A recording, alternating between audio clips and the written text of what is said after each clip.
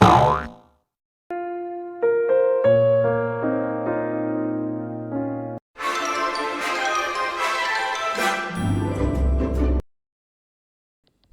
newer fans among you would probably be a little bit unaware of why some of us older folk, oh my god, I'm old, are really fond of Tim Drake. And it wasn't as if this fondness came from nowhere. The dude was a powerhouse in terms of sales as well. He got 3 separate miniseries, one of which involved him dealing with the Joker on his own, and then his subsequent solo series lasted for over 150 issues. Remarkable among the Bat family. I think only Nightwing might have more solo issues dedicated to him. But yeah, it didn't even stop there. Once his Robin title was, given to Damian Wayne, he got another 26 issues as Red Robin. And as someone who's been reading for a long time, it's very heartwarming to see that young kid who realized a long time ago that Batman needed a Robin, and just watching him take this journey to become this self-sufficient hero in his own right, it was very charming. So it has been disheartening to see Tim's slightly lackluster treatment in recent years.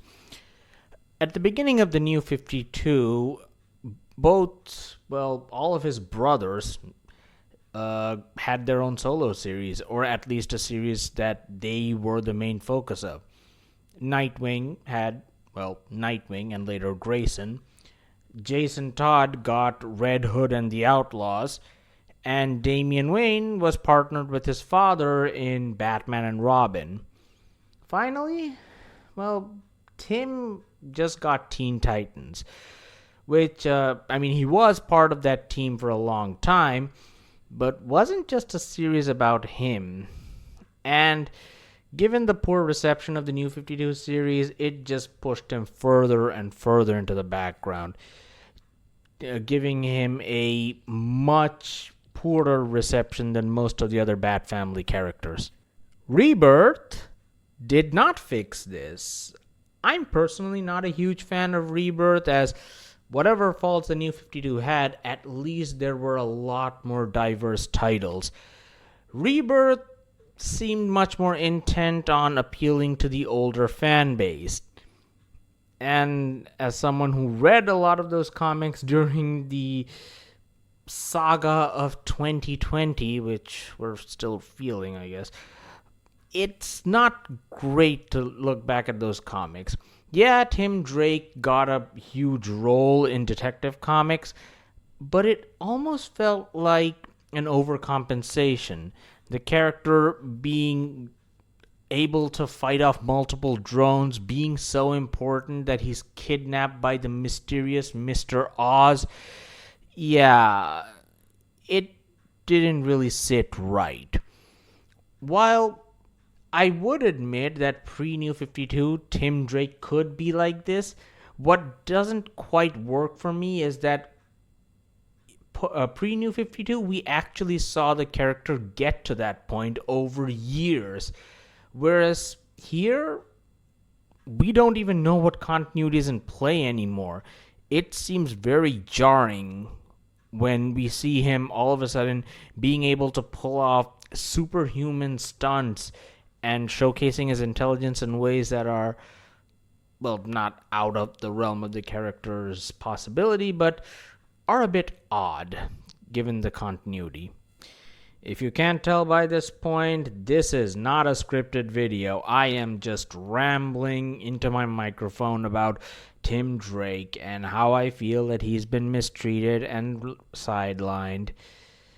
So when DC announced that they were going to do a story about his sexuality, specifically revealing that he was bisexual, I'm not going to lie, I was a little apprehensive.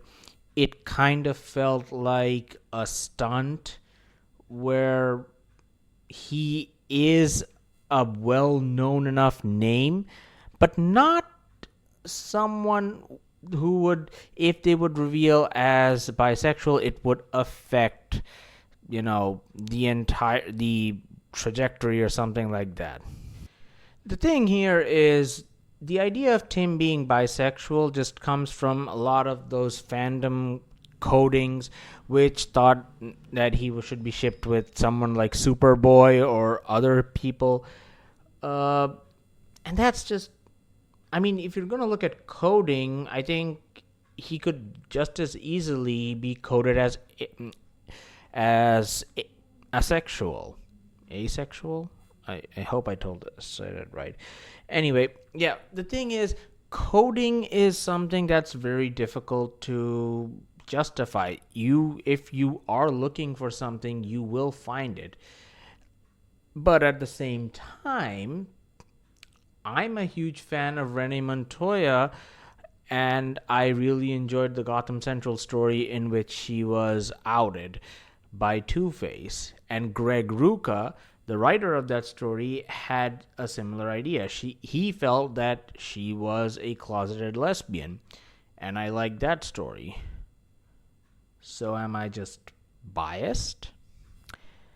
While I will not deny the fact that I might like one character or one writer's interpretation more, I will also point out here that when Renee Montoya was revealed as a lesbian, she went on to have some of the best stories of her career afterwards. She was a main character of Gotham Central, and hell, the story of Gotham Central ends with her quitting the force, and then she continues to have a major role in 52, which ends with her becoming the Question. Some of the best years of her life came after she was outed as a lesbian. It was clear there was a plan with her. With Tim, it's a lot harder to say. Recently, DC has partnered with Webtoon to create certain webcomics. And the first one that they had done was Wayne Family Adventures. I really enjoy that series. I might do more content on it if there's interest in the future. But there was a little two-parter which released for Pride Month, which showed Tim struggling with his sexuality. Like, he does not know how to approach it. How should he act? And I do like that. I like this side of Tim Drake. I don't know. I have not read the main canon issues. There really haven't been that many of those, and they have not seemed to have shown much of an indication of how Tim and Bernard's relationship is working. How is it going? It's either we're seeing Tim's point of view, which we are getting in the webtoon as well, or the relationship seems to be great.